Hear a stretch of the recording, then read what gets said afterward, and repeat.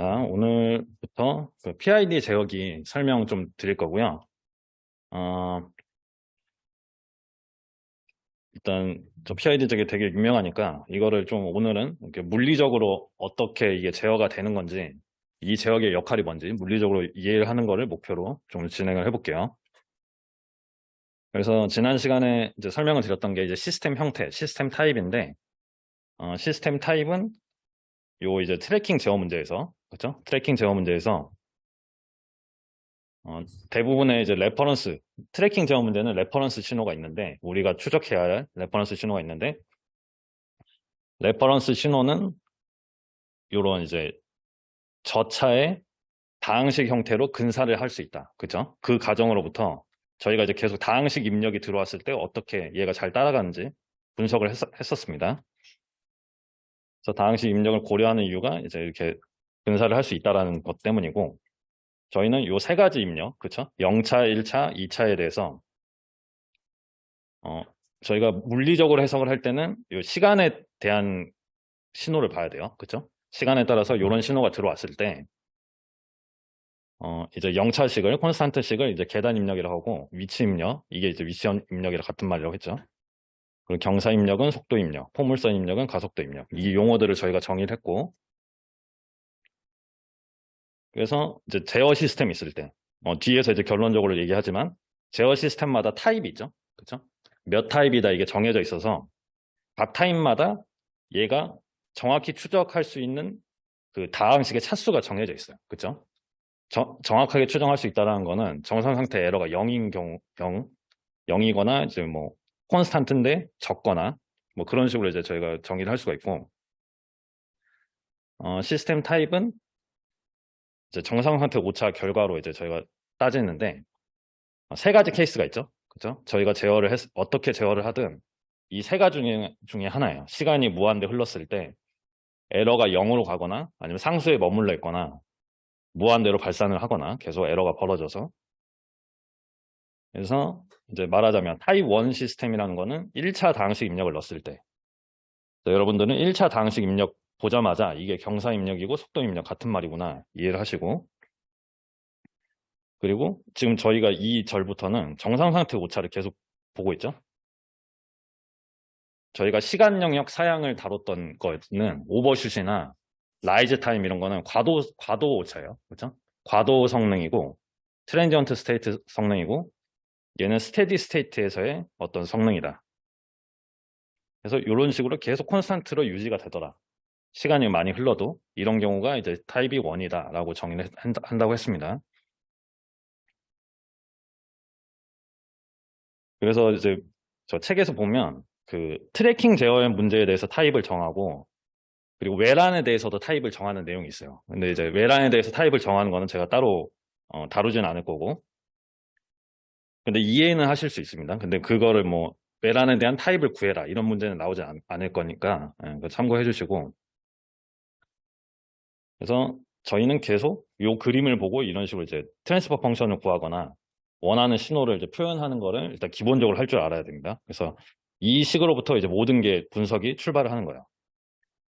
그래서 제어 오차 신호가 R과 W와 이제 V에 대해서 이제 어떤 전달 함수의 조합으로 형태로 이제 표현을 했던 거고요. 그래서 저희는 이 시스템 형태를 따질 때는 레퍼런스 신호에 대한 그 오차의 변화에만 관심이 있으므로 이제 W나 V를 배제하고 봤었던 겁니다. 그래서 요거죠. 그래서 요 식으로 이제 저희가 오차 분석을 시작을 하는 거예요. 그래서 뭐 식을 봤더니 T축에서 이렇게 차수가 올라갈수록 이렇게 분모의 차수가 올라가더라. 그래서 요 관계도 이제 알고 계시면 좋을 것 같고, 그래서 저희는 0차, 1차, 2차를 볼 거니까 0차, 1차, 2차를 S분의 1, S제곱분의 1, S세제곱분의 1 이렇게 S 도메인에서 분자가 1인 걸로 이제 맞춰줬을 때, 타임 도메인에서는 각각 역변환을 해보면 1t, 그죠? 스텝 입력 1t가 되고 t 그리고 2파이분의 2 팩토리얼분의 t 제곱 이렇게 됩니다. 그래서 이제 일반적인 표현은 K차 다항식의 일반적인 표현은 시간축에서 이렇게 표현이 된다. 자, 이거 다 한 번씩 봐주시고. 그래서 이제 문제를 풀다 보면 계속 이런 말이 정상 상태 오차를 뭐 어떻게 해라 이런 말이 나와요. 그렇죠? 정상 상태 오차라는 말이 나오려면 결국에는 요걸 떠올려는 거예요. 파이널 밸류 티어럼을 떠올려서 분석을 하는 거예요. 얘가 종국이 어디로 가느냐. 그렇죠? 그리고 이 정상 상태 오차라는 거를 하려면 이 레퍼런스 신호가 이미 결정돼 있어야 되죠. 그렇죠? 레퍼런스 신호가 예를 들어서 스텝이다. 그러면 S분의 1을 넣어주면 되는 거고 여기 S 빼먹으시면 안 되고 그래서 이거를 정리해서 얘가 0으로 가는지 어디로 가는지 분석을 하는 거예요. 그래서 저희가 스텝 입력인 상황, 이 오른쪽과 같은 그래서 스텝 입력이다. 그럼 K가 0이구나. K가 0인 다항식 입력이 들어왔다. 그러면 정상사태 오차가 얘가 0이 될 제어기의 조건이 뭐냐? 그럼 바로 요식을 이제 써서 저희가 주어진 조건을 넣는 거죠. 그래서 S분의 1, RS가 S분의 1이니까 SS 지워지고 여기다가 이제 0을 넣은 거랑 같다. 그래서 이게 0으로 가려면 분모에 S가 있어야 되더라. 그쵸? 이렇게 이제 유도를 했습니다. 어디에 분모에 있어야 되냐? 게루프 전달함수의 원점. 그쵸? 그래서 저희가 바꿀 수 있는 거는 DCL인데 여기에 원점 극점을 넣어가지고 타입을 올릴 수 있다는 거예요. 그렇죠? 어떤 뭐 부작용이 있겠지만 타입만 올리고 싶다. 그러면 여기에다가 적분기를 하나 추가를 하는 거예요. 그렇죠? 그게 이제 오늘 설명할 PID 제어기의 I 제어기 역할을 하는 거예요. 그래서 또 어떤 시스템의 경우에는 G에 이미 S가 들어가 있는 경우가 있어요. 이미 G의 적분기 형태의 어떤 모델이 들어가 있는 경우도 있는데 어쨌거나 이걸 두 개 곱해서 원점에 있는 극점의 개수가 타입을 정하더라. 이거였습니다. 그 다음에 이제 K가 1일 때, 램프 입력이 들어왔을 때는 역시 똑같이 정상상태 오차 식을 써놓고 R에다가 이제 S제곱분의 1을 넣어주는 거죠. 그래서 이렇게 해서 계산을 했더니 여기 S분의 1이 남아있어서 지금 얘를 이제 상수해 해줄 만큼 S가 더 필요한 거예요. 분자에. 그쵸? 그게 요런 애죠. 그래서 분모에 S제곱이 있으면 정상상태 오차가 0이 되더라. 그쵸? 그래서 이 시스템 타입을 정하는 거는 이 GDCL이라는 애인데 게루프 전달 함수예요. 그죠? 게루프 오픈 루프 트랜스퍼 펑션인데 얘의 원점에 있는 극점의 개수가 타입을 정하고 얘는 다른 말로 게루프 전달 함수기의 적분기의 개수다. 그래서 저희가 또 일반적인 표현을 쓰죠. 수학으로. 이런 어떤 표기법 같은 거 수학적으로 표기하는 거는 조금 연습을 좀 해주시고 익숙해지게. 그래서 원점 극점이 있다고 치면 얘가 n개가 있다고 치면 원점 극점을 제외한 모든 항들을 GDCL로 묶어서 이렇게 표현할 수가 있다는 거고. 그래서 이렇게 해놓으면 GDCL를 S를 0으로 보내면 어떤 상수로 가겠죠? 여기 분모에 S에 있는 애들 다 빼버렸으니까 GDCL에다가 0을 넣으면 S에다 0을 넣으면 무한대로 가거나 이러지 않고 상수로가 나올 거다. 그래서 K차 입력에 대한 정상상태 오차를 구해라. 그러면 이런 거는 뭐 이런 얘기가 나오면 이제 당황하지 말고 K차 다항식 입력을 여기다 넣어주면 되는 거죠. 그렇죠? 이렇게 RS에다가 넣어가지고 수학적으로 분석을 해서 정리를 하는 거예요. 그리고 제가 방금 설명드렸지만 이 GDCL에다가 S를 0을 넣으면 상수가 되니까 얘를 KN으로 정의하자. 이렇게 되는 거죠. 그래서 여기서부터 어떤 오차 상수라는 애가 정의가 되는 거예요. 그래서 저희가 연습을 했지만 이제 n이 k보다 클 때, 작을 때, n이 k일 때. 그래서 그 정상 상태의 오차가 세 가지 케이스라고 했는데 그 세 가지 케이스를 정하는 게 n과 k의 차이다. 그렇죠? 어떤 게 크냐 아니면 두 개가 같냐. 그래서 같을 경우에는 상수가 튀어나온다는 거예요. 어떤 오차 상수가. 그래서 여기서 이제 시스템 타입을 마지막으로 정의를 합니다.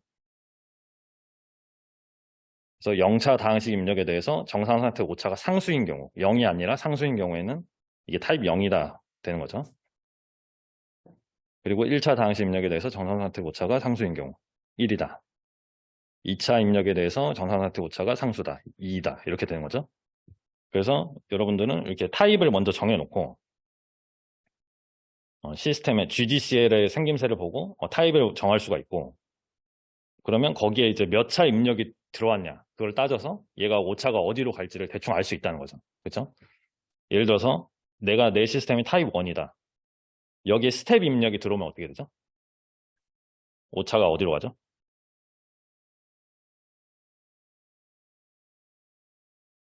스텝 입력이면 0차 당시이고, 그렇죠? 내 시스템의 타입보다 낮으니까 정상 상태 오차가 0이 되는, 그렇죠? 그거는 여기 넣어보셔도 되고, 그냥 이 K와 N 관계만 조금 알고 계셔도 이제 알 수 있는 부분이니까 한번 익숙해지도록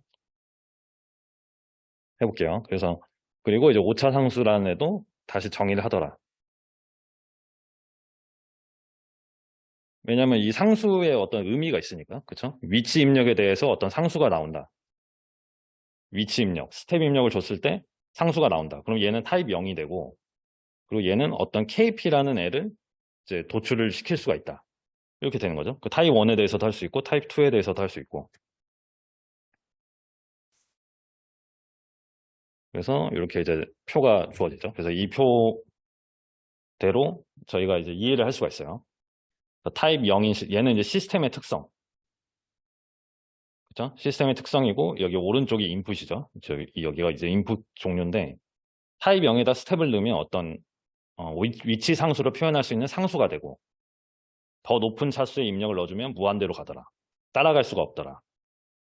그렇죠? 그래서 요거 관계를 기억을 해주시고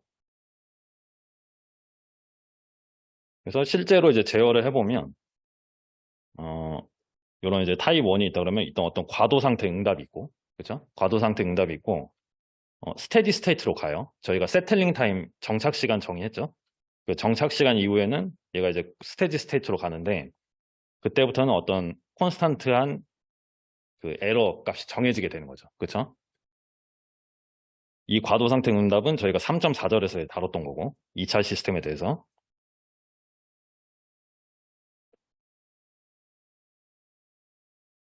그래서 이제 5차 상수를 알고 있으면 5차 상수 거기 2의 타입을 알고 있고 그 타입에 대한 5차 상수를 알고 있으면 그걸로 스테디 스테이트 에러를 바로 계산할 수가 있는 그렇죠? KV분의 1 이렇게 해서 바로 구할 수가 있는 거니까 그래서 5차 상수 구하는 식도 어, 원래는 요거죠. 그냥 GDCLO에다가 0을 넣은 건데 요거를 CLO가 뭔지 이제 보기가 외우기 힘드니까 요렇게 제가 기억을 하는 게 좋다고 생각했어요. 내 시스템이 타입이 1이다. 그러면 N에다가 1을 넣어가지고 S를 하나 곱해서 여기 이걸 0으로 보내는 거죠. 이런 식으로. 그래서 요것도 연습을 좀 해보면 금방 익숙해질 수 있습니다. 그래서 제가 그 4.2까지 좀 했었고 요 문제 한번 생각해 볼까요? 이거 쉽게 풀 수 있는 문제인데 좀 익숙해지면 4.16 제가 기말에도 이제 지난번처럼 연습 문제를 올려드릴 거예요. 그래서 그런 거에 이제 포함되는 문제니까 한번 생각해 보실게요.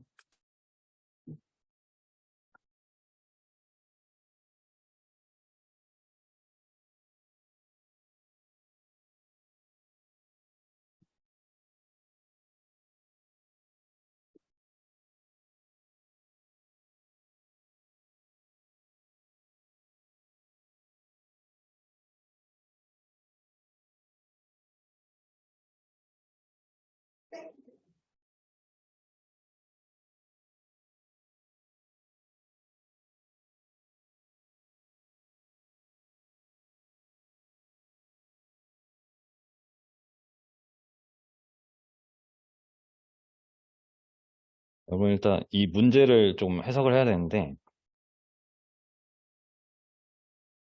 요게 지금 스텝 입력을 넣었을 때 제로 스테디 스테이트 에러가 되려면 얘가 타입이 조건이 어떻게 되죠?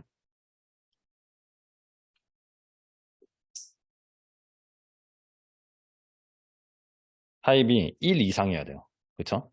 타입 1 이상. 근데 여기 지금 문제 보니까 뭐 벨로시티 컨스탄트를 구해라. 맞다고 하면. 그러니까 이제 타입 1이 나올 가능성이 높은 거죠. 그리고 이제 구조를 봤더니 GDCL이 S가 몇 개가 있어요. 분모에. 이게 G고 이게 DCL이죠. 타입을 정하는 거는 GDCL의 원점 극점의 개수죠. 몇 개죠?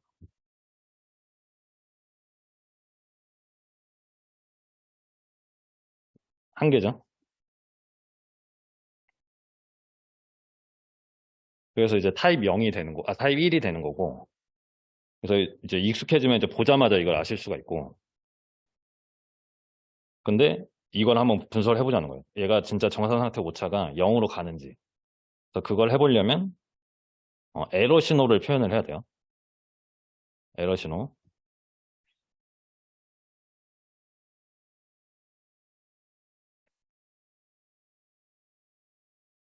그렇죠? 일단 Y는 저희가 알고 있죠. 요 W랑 V를 꺼야 되잖아요. 여기서는. 그리고 H는 1이라고 했으니까 이거 없다고 생각하고 그냥 네가티브 피드백 시스템이니까 Y는 1 플러스 GD분의 GD인데 요 정도는 여러분들이 다 알고 있다고 하고 가정하는 거니까 여기 R을 곱하고 전달함수가 1 플러스 GD분의 GD니까 Y는 1 플러스 GD분의 GD 곱하기 R이다. 그래서 여기다 넣으세요. 넣으면 통분을 해서 지웠을 때 요 꼴이 나오죠. 그래서 문제를 많이 풀시다 보면 이렇게 1 플러스 GD분의 1이 바로 나와요. R과 2의 관계를 보려고 하면.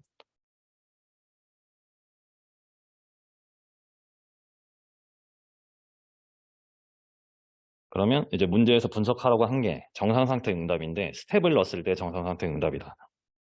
그래서 ESS를 구하는 건데 얘는 시간이 무한대로 갔을 때 이 타임 도메인에서 이 값이고 파이널 밸류 시어럼을 쓰면 S가 0으로 갔을 때 라지 ES에다가 S를 곱한 거다.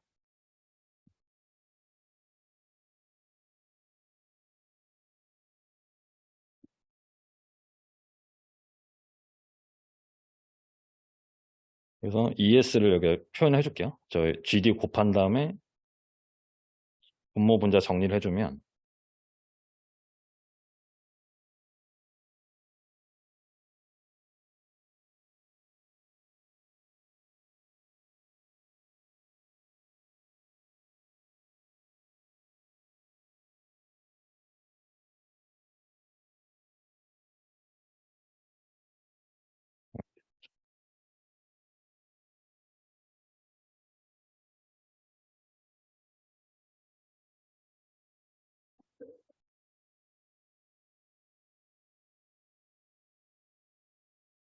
S 플러스 5입니다. 그래서 이렇게 하고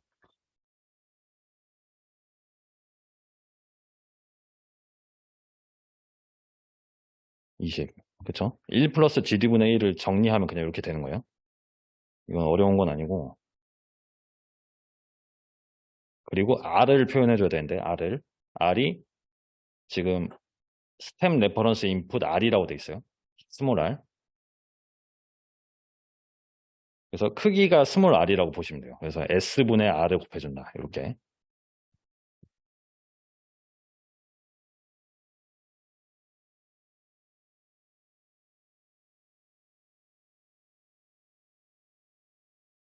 그래서 S가 이미 하나씩 지워지고, 이제 분모에 S가 하나 있는 상황인데, 파이널 밸류 시어럼에다가 이걸 넣으면, 이렇게 넣어보면,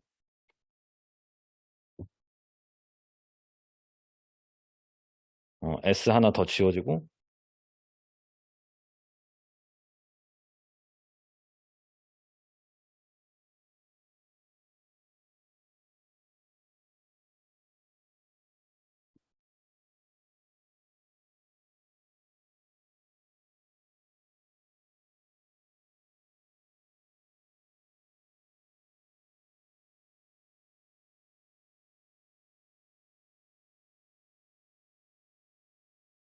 한번 해볼게요.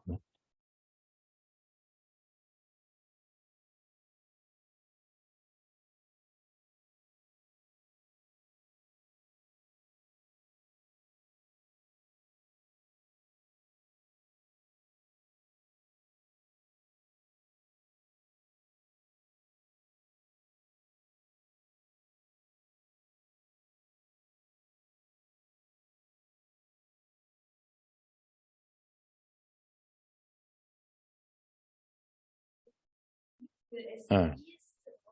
네.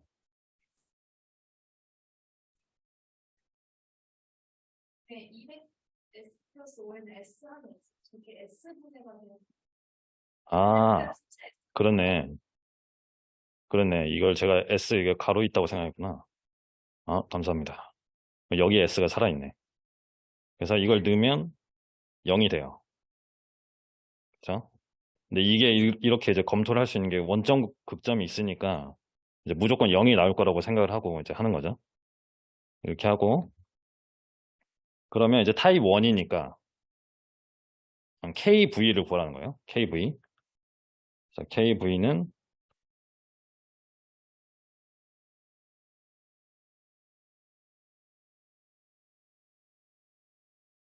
SGDCL. 그렇죠? 이런 식으로 이제 구한다고 말씀을 드렸고 이거를 계산하면 16.67 나와요. 그래서 이거는 한번 직접 한번 풀어보시고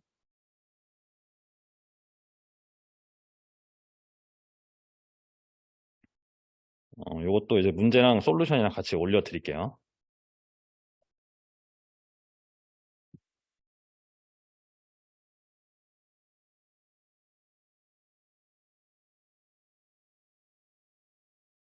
그렇죠?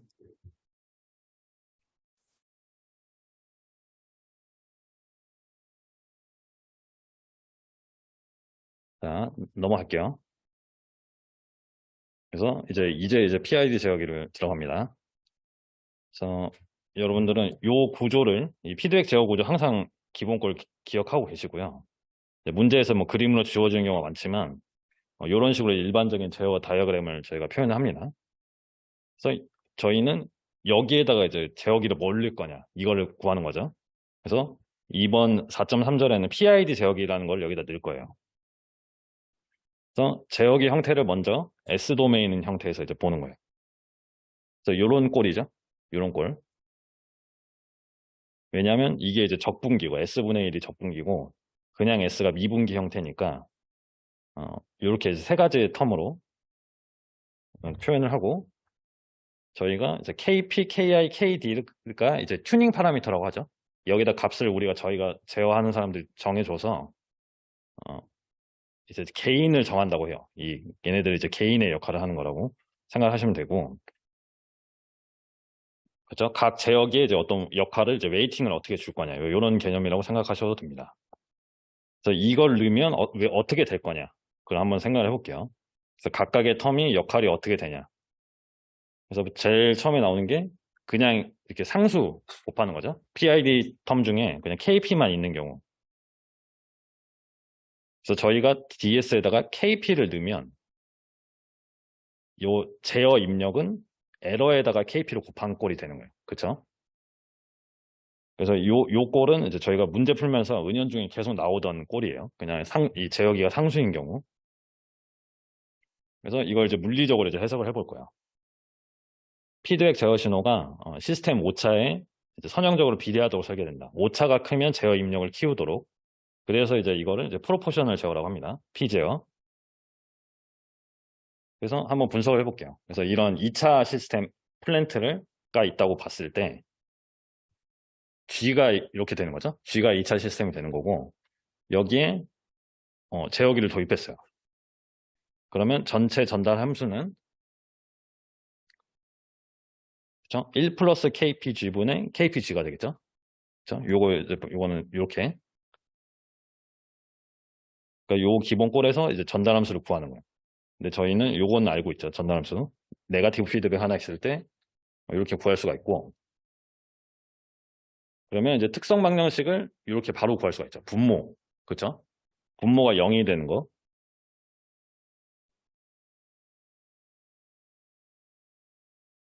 그러면 지금 2차식이니까 여러분들은 뭘 떠올려야 되냐면 2차식의 기본 꼴을 떠올려야 돼요. 그렇죠? 저희 요걸 바로 떠올리는 거예요. 분모가 요거랑 이제 매칭을 시켰을 때 KP가 어떤 역할을 하겠다. 물리적으로 해석을 하는 거예요. 저희가 제타랑 오메가를 도입을 했기 때문에 KP를 바꾸면 뭐가 바뀌더라. 이렇게 이제 물리적으로 해석을 할 수가 있는 거죠. 그렇죠? 그래서 봤더니 상수항을 바꿀 수가 있어요. 이 특성 방정식에 KP 제어기를 올렸다 내렸다 하면서 상수항을 바꿀 수 있다. 근데 이게 물리적으로는 고유 진동수를 바꾸는 거거든요. 근데 요거는 이제 고유 진동수에 대해서는 저희가 자세히 설명을 안 했는데 얘가 그 시간 영역 사양에서 뭐랑 관련 있죠? 요거랑 관련 있죠. 그러니까 요것도 있고 뭐 뒤에 세틀링 타임도 있고.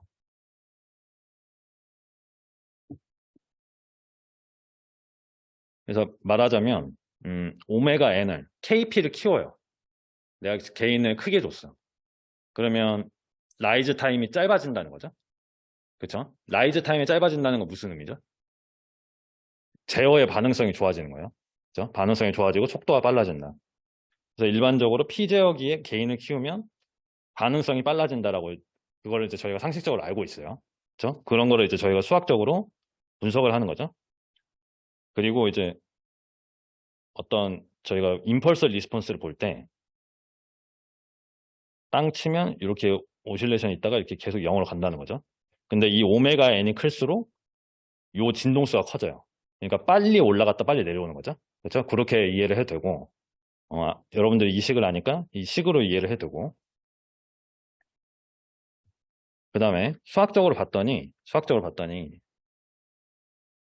이 상수항만 바꿀 수 있고 이 1차항의 S텀은 여기 붙어있는 애는 바꿀 수가 없다는 거죠. 그렇죠? 아무리 KP를 제어를 잘 해도. 그래서 그게 이제 단점이 되는 거예요. KP의 이 비례 제어에. 그래서 참고로 저희가 이제 극점을 이렇게 나타내고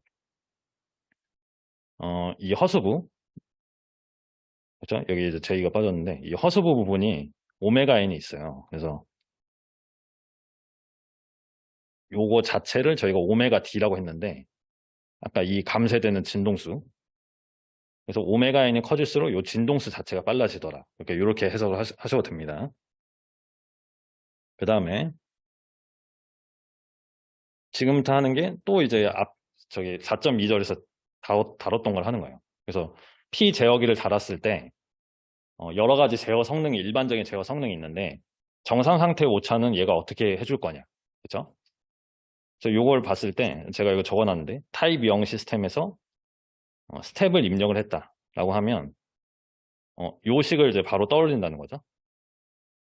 정상 상태 오차 분석해라. 그러면 이제 파이널 밸류 디어럼 생각해야 되고 결국에는 라지 ES를 알아야 되니까 라지 ES를 우리가 미리 유도를 해놓고 여기다 집어넣는 거예요. S 곱해서. 근데 RS가 이제 스텝 입력이다. 그럼 S분의 1 넣어놓고 그리고 D가 지금 KP죠?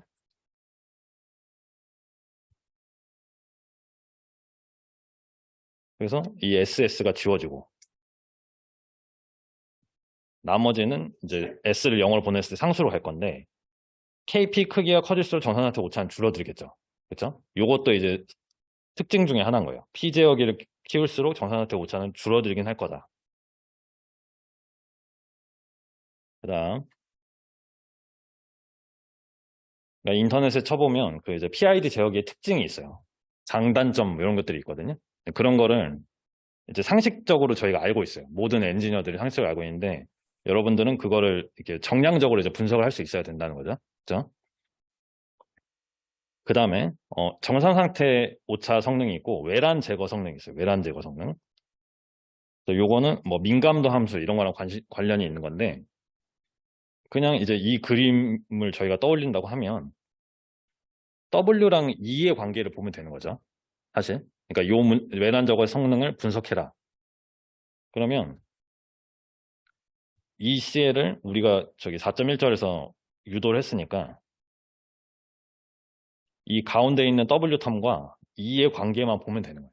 전달함수를 보듯이. 그래서 W분의 ECL이라는 애를 떼서 딱 보는 거예요. 이렇게.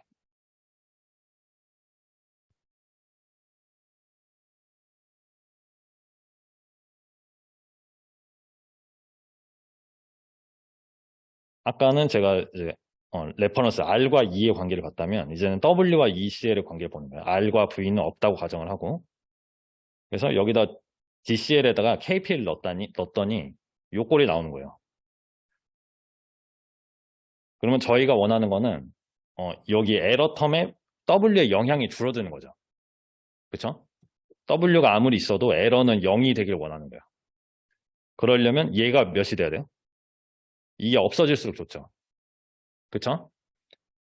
그러니까 KP가 커질수록 이 전체가 작아진다는 거예요. 그래서 P게인이 커질수록, 일반적으로 P게인이 커질수록 외란 제거 성능은 개선되고 정상 상태 오차도 좋아지더라. 요거를 저희가 이제 분석을 한 겁니다. 그 다음, 그래서 일반적인 특성을 저희가 적어볼게요. P 제어기의 일반적인 특성. P의 크기가 커질수록 정상 상태 오차는 들어가고 줄어들고, 그리고 KP가 커질수록 이제 고유 진동수가 늘어나는 효과가 있어서 응답 속도가 빨라지더라. TR이 줄어들더라. 그쵸? 그 다음에 이게 하나 더 있는데 오버슛이 커져요. 오버슛. 일반적으로 응답 속도가 빨라지면 오버슛은 커지는 거는 이제 대충 알고 있는데, 자, 그래서 요 그래프가 있어요.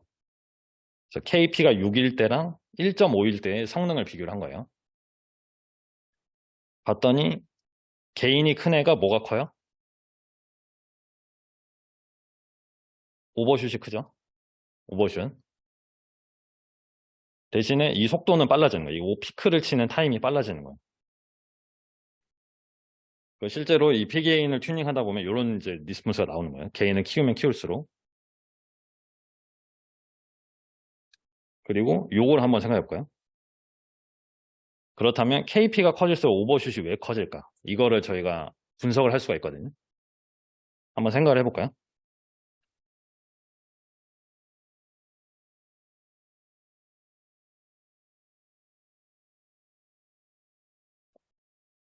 어, 저희가 분석을 할 수 있는 건 2차 시스템밖에 없어요. 아직 저희가 배운 것 중에는. 그래서 2차 시스템을 가정을 하는 거죠. 그래서 G가 2차 시스템의 기본 꼴을 써봐요.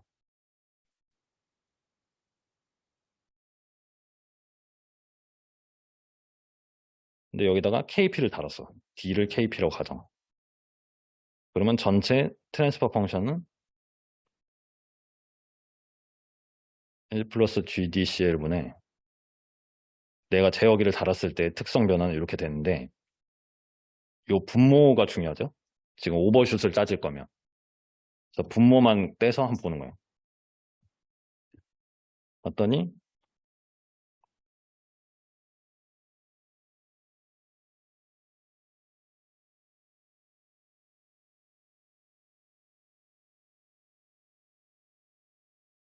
이렇게 되죠. 분모가. 특성 방정식이. 그래서 저희가 아까 배웠던 것처럼 KP가 상수항을 바꿀 수 있다. 이렇게 되는 거예요.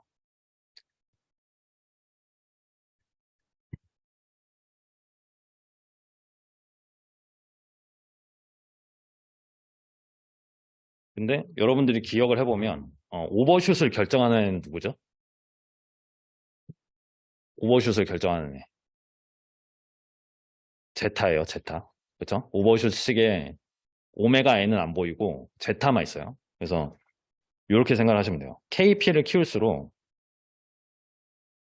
어, 오메가 n이 늘어나는 효과가 있어요. 효과예요, 효과. 근데 이 상수항은 계속 유지가 돼야 되잖아요. 그래서 제타는 오히려 줄어드는 효과가 있는 거예요. 얘는 계속 일정해야 되니까 오메가 n은 계속 늘어나야 되는데, 그쵸? 그래서 이 제타가 줄어드는 효과가 있다.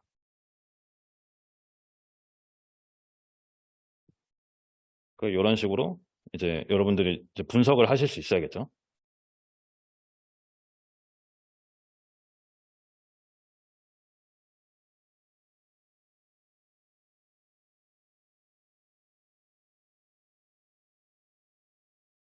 그래서 저희가 사실 2차 시스템에 대해서만 분석을 했잖아요. 그거는 이제 분석이 쉽기 때문인데, 사실 세상의 모든 시스템은 2차보다 훨씬 높겠죠, 차수가. 근데 그래서 이 2차 시스템에 대해서 분석을 한 게 쓸모없는 게 아니라 이런 물리적인 개념들은 다 적용이 된다는 거죠. 그렇죠? 저희가 수학적으로 분석하기 쉬운 거는 2차 시스템이지만 다른 시스템이 2차 시스템이 아니더라도 이러한 원리는 계속 적용이 된다. 이렇게 생각을 해주시면 돼요. 자, 가볼게요. 그 다음에 정상 상태 오차는 이 그림을 봤더니 KP가 커질수록 줄어들더라. 이렇게 되는 거예요. 그거는 저희가 저기 파이널 밸류 시어럼으로 증명을 했던 거고, 요게 또 중요한데, KP를 무한대로 키우면 얘가 이제 0으로 갈 거예요. 저희 아까 에라 정상 상태 오차를 봤을 때. 근데 완전히 없애기는 어렵다는 거죠, 결국에는. KP로. 그래서 정상 상태 오차를 완전히 없앨 수 있는 방법이 뭐냐? 그게 이 적분기를 추가를 하는 거예요. 그렇죠? 타입을 올리면 되죠. 타입을 하나 올리면 돼요. 그래서 이제 책에서도 그렇게 설명하고 있는데, 그래서 인테그랄 제어기가 이렇게 태어났다. 이런 식으로 이제 설명하고 있어요. 정상 상태 오차를 완전히 없앨 수 있는 방법을 생각을 하다가, 그래서 바로 이제 I 제어기 설명 좀 하겠습니다. 그래서 I 제어기의 형태는 이제 타임 도메인에서 봤을 때는 요거죠. S 도메인에서는 S분의 1이었는데 타임 도메인에서는 이렇게 T0부터 T라는 게 있고, T는 현재 시간이에요. 그죠? UT의 T랑 같은 건데, 이거를 이제 말로 표현하면 과거부터 현재까지 에러에 적산된 걸 보겠다는 거예요. 그렇죠? 이런 의미예요. 그래서 적분을 활용을 한다는 거는 과거 정보를 계속 적산해서 쓰겠다는 거예요. 그렇죠? 그 P게인이랑 비교를 하면 P게인은 현재 오차만 계속 보는 거죠. 현재 오차만 보는데 얘는 과거 오차를 계속 누적을 해서 과거부터 오차가 많으면 더 많은 게인을 제어 입력을 넣어주겠다. 이렇게 되는 거예요. 그래서 이 적분기를 쓰면 정상한테 오차를 줄일 수가 있고 외란에 대한 민감도를 최소화할 수 있다. 그래서 이거를 저희가 이제 물리적으로 이해를 할 수가 있는데 이 제어 신호가 저희가 입력해 주는 건 U죠. U. 그 시간까지의 오차의 모든 합을 기반으로 계산이 된다. 그래서 이게 굉장히 중요한 특성인데 제어 오차가 순간적으로 0이 되는 순간에도 제어 입력은 계속 들어가고 있는. 그렇죠? 근데 피제어기는 제어 오차가 순간 0이면 제어 입력이 0으로 꺼버려요. 그래서 추종 성능이 떨어지고 스테디 스테이트까지 계속 따라가는 그 능력이 떨어지는. 그래서 그림으로 이제 표현을 하자면 이제 이런 어떤 오차의 면적을 계속 이렇게 누적해주는 효과가 있어요.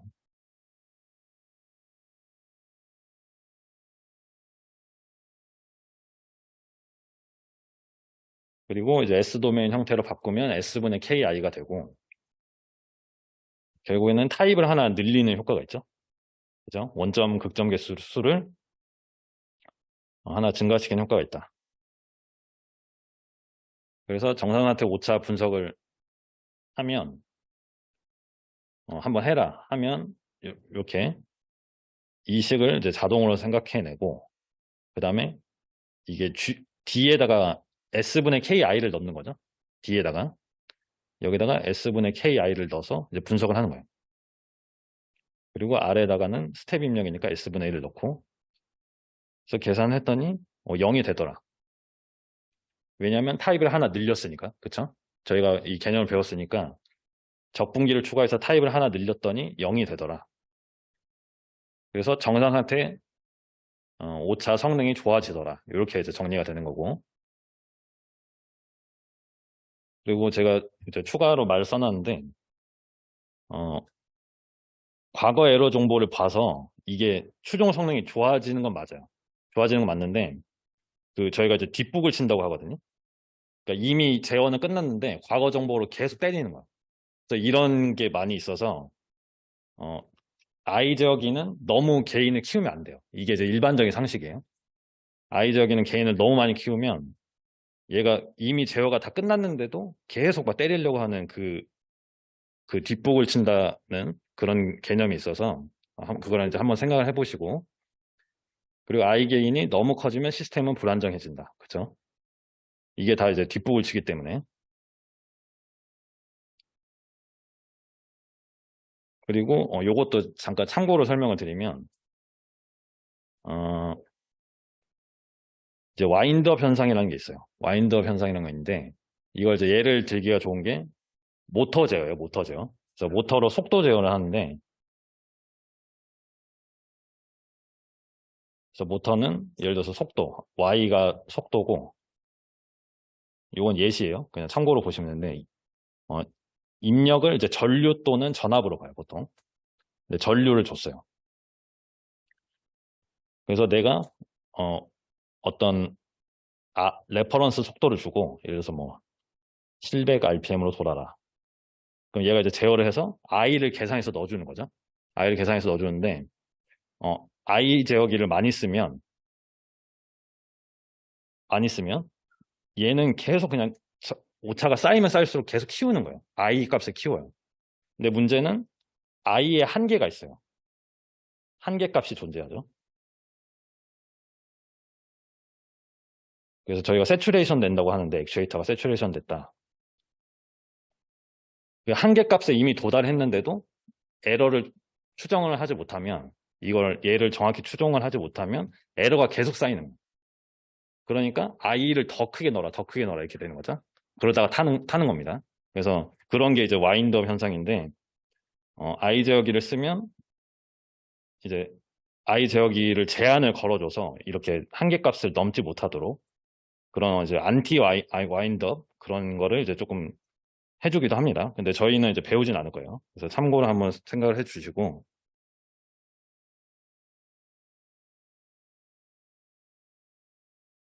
그리고 이제 외란 제거 성능도 지금 피제어기 한 거랑 똑같으니까 제가 빠르게 좀 설명하고 넘어갈게요.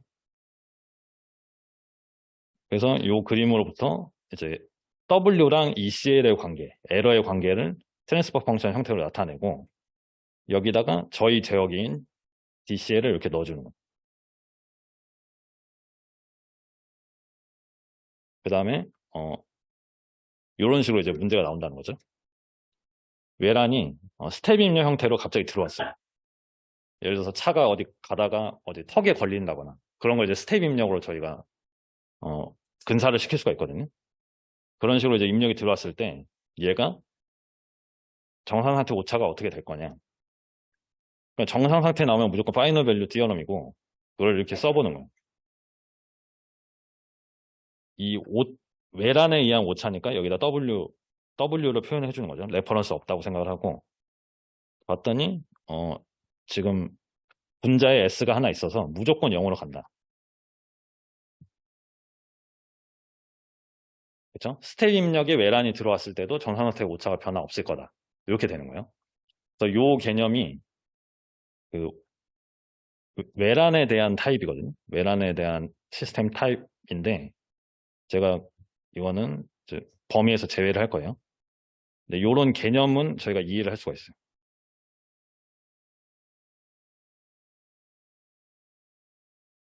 외란에 대한 시스템 타입 개념이다. 그러니까 외란이 차수가 있다는 거죠. 이게 램프 입력이 들어올 수도 있고 스텝 입력이 들어올 수도 있는데 그때마다 이 시스템이 정상 상태 오차가 어디로 갈 거냐. 그렇죠? 요거는 이제 한번 봐주시고 이제 분석만 하실 수 있으면 돼요. 그 다음에 이제 똑같은 방식으로 램프 입력 들어오면 이 파이널 밸류 티어럼에 이제 W에다가 S 제곱분의 1을 넣어주면 되고 봤더니 이런 식으로 이제 오차가 나오고 상수가 나온다는 거죠. 그래서 정상한테 오차가 발생을 하긴 하는데 결국에는 KI를 증가시킴에 따라서 줄일 수 있다. 그렇죠? KI도 늘어날수록 정상한테 오차는 줄어들 수 있다.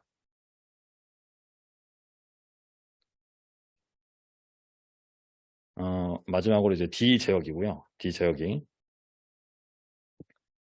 D 제어기는 이제 미분 제어기예요. 그렇죠? 그래서 여기 이제 미분 텀이고 시간에 대한 미분 텀을 에러를 가지고 저희가 제어 입력을 계산하는 거고 그래서 그 정도를 이 컨트롤러 게인으로 결정을 하는데 얘를 이제 D 게인이라고 한다고 했어요. 미분 게인. 그래서 요것도 이제 물리적으로 이해를 할 수가 있죠. D 제어기를 왜 쓰냐? D 제어기를 왜 쓰냐 봤을 때 얘는 지금 오차의 기울기를 보잖아요. 그렇죠? 그러니까 기울기를 본다는 거는 현재 값보다 미리 보겠다는, 그렇죠? 얘가 앞으로 어디를 갈 건지를. 그래서 기울기를 기반으로 제어 입력을 상상하기 때문에 얘는 예상 제어의 특성이 있다는 거예요. 그래서 이거를 저희가 말로 표현할 때는 제어의 반응성을 좋게 한다, 응답 반응성을 좋게 한다 이렇게 표현을 해요. 그래서 레퍼런스가 저희가 뭐 1차식 뭐 이런 2차식까지만 배웠지만 레퍼런스 신호가 갑자기 바뀐다거나, 그렇죠? 빠르게 바뀐다거나 이러면 빨리 따라가야 되는데 그때 이 빠른 응답을 제공할 수가 있다. 왜냐하면 우리는 예상을 하기 때문에 오차가 바뀌는 걸 기울기로 예측을 할 수가 있기 때문에. 그리고 이게 또 특징인데, 그러면 D제어기가 너무 좋은 거 아니냐?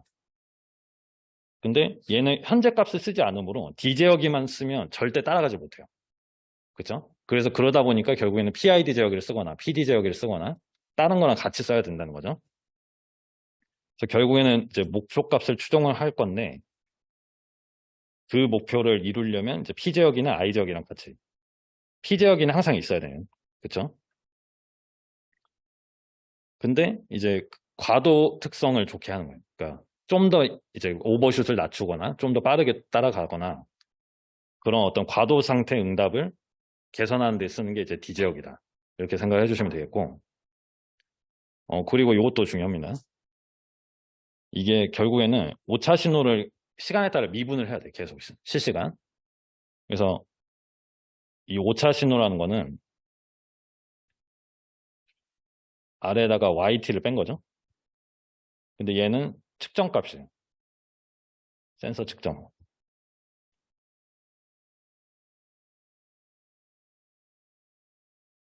그래서 이 Y 측정 값에 잡음이 심하게 있는 경우에는 그 잡음을 미분하다 보니까 엉뚱한 값이 나온다는 거죠. 너무 큰 값이 나오거나.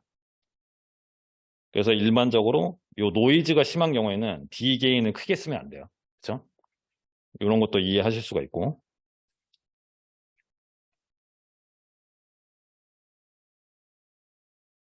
그 다음에 이제 D 제어기 형태가 이렇게 되죠. S 도메인에서 봤을 때는 그냥 이제 S를 그냥 곱해준 형태. 저기 상수에다가. 그래서 특성 방정식이랑 또 비교를 해보는 거예요. 내가 D 제어기를 달면 특성 방정식에 어디를 바꿀 수 있냐. 봤더니 그냥 이 1차항을 직접적으로 바꿀 수 있다는 거예요. 그래서 댐핑 특성을, 이 감쇄비 특성을 얘를 직접 바꿈으로써 오버슛도 낮출 수가 있고, 그렇죠? 그리고 내가 P 제어기까지 넣으면 고유 진동수를 같이 다 바꿀 수도 있고, 그렇죠? 그래서 D 제어기는 결국에는 이제 미분 텀을 보기 때문에 감쇄 특성을 바꿀 수 있다. 이렇게 얘기를 합니다. 감쇄 특성이란 거는 이제 오버슛과 관련되어 있는 거. 그리고 이제 저희 극점을 봤을 때 극점에 관한 식을 이제 풀어서 쓰면 되죠? 이렇게 쓰죠? 극점에 관한 식. 여기서 제타를 늘리면 뭐 오버슛도 줄어들지만 이 감쇄 속도가 빨라진다는 거죠. 그렇죠? 이 저기 지수 외피 익스포넨셜 그 인벨로프가 커지기 때문에 빨리 줄어들기 때문에. 그래서 그런 것도 이걸로 이제 조정을 할 수가 있다. D 지역으로 이렇게 이제 생각해 주시면 됩니다.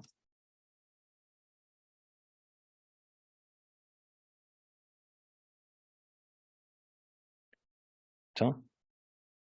그래서 뭐 정상 상태 응답에는 사실 별 상관없고 과도 응답을 계산하는 데 사용을 한다.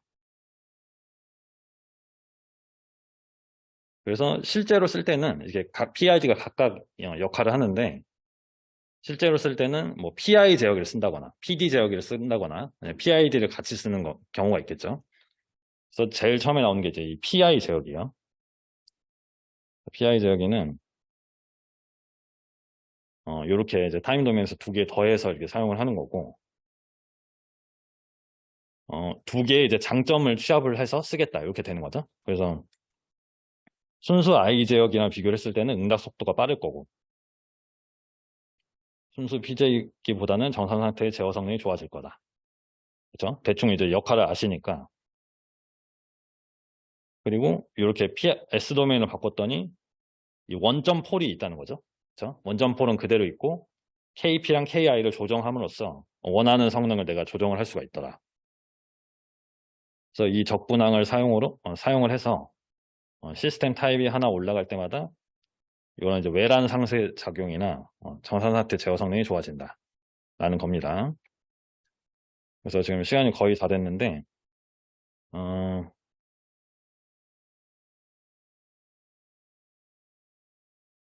여러분 이제 이 문제는 지금 보면 그 앞에서 배웠던 거를 여기서 다 하거든요. 그렇죠? 그러니까 한 문제를 내놓고 전달함수 구하고 4.1절에서 했던 전달함수 구하고 그리고 시스템 차수도 구하고 그리고 이 클로즈루프 시스템이 스테이블하냐 안 하냐 이거 어떻게 따지죠?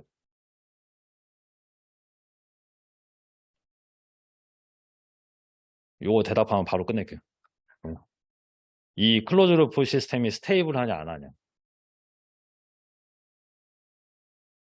네? 맞아요.